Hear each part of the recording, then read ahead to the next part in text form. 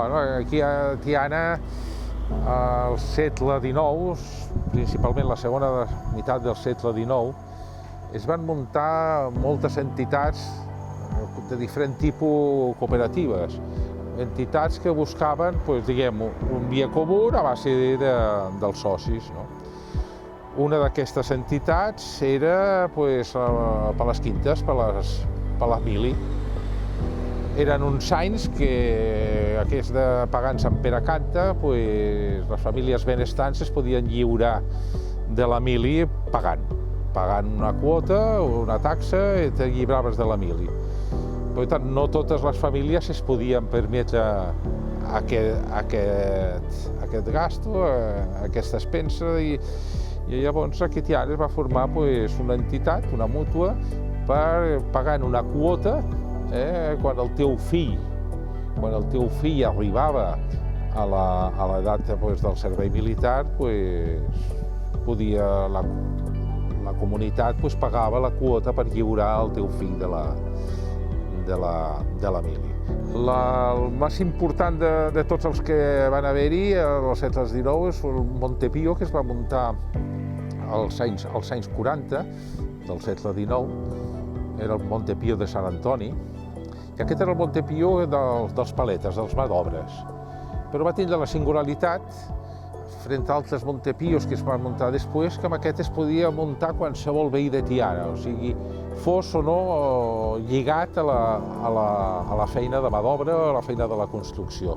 Pràcticament tot el poble es va anar apuntant i de manera que la seva festa ja de Sant Antoni, ja a finals del segle XIX o principis del segle XX, i era considerada la segona festa de Tiana, o sigui, la festa major petita. Va durar més de 100 anys, perquè es va dissoldre a finals dels anys 60. A finals dels anys 60 del segle XX ja va sortir la Seguretat Social i tot això que cobria per malalties, el que ens va passar de cobrir la Seguretat Social, que és el que llavors es cobria al Montepío per malalties, jubilacions, etc.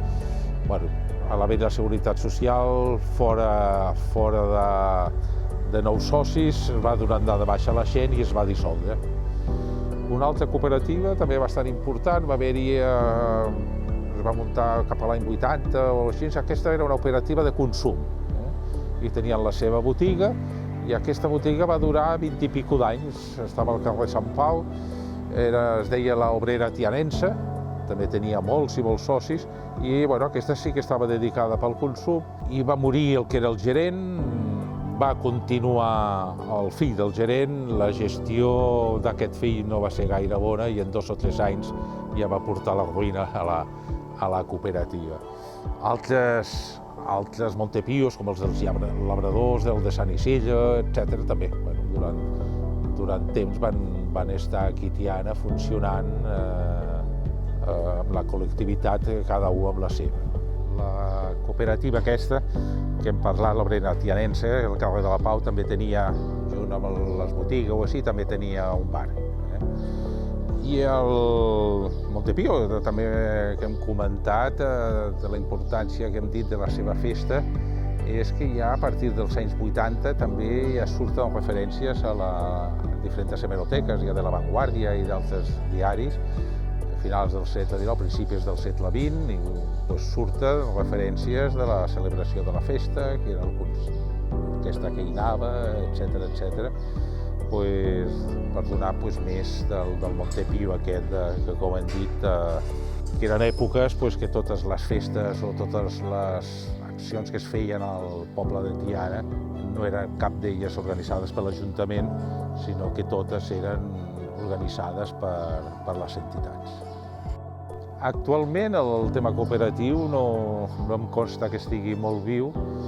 Sí que tinc constàncies d'activitats que hagin començat per fer l'activitat de consum cooperatiu, ja sigui amb la llum solar o ja sigui amb consum de béns de proximitat, etc.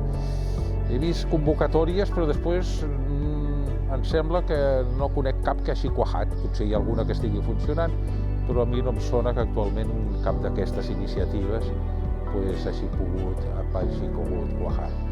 Sí que hi ha recollides d'aliments solidaris, sí que hi ha Càritas, hi ha temes d'aquests, de solidaritat, això sí, i força actius, però no com a consum propi de tema de cooperativisme, no em sona cap ara.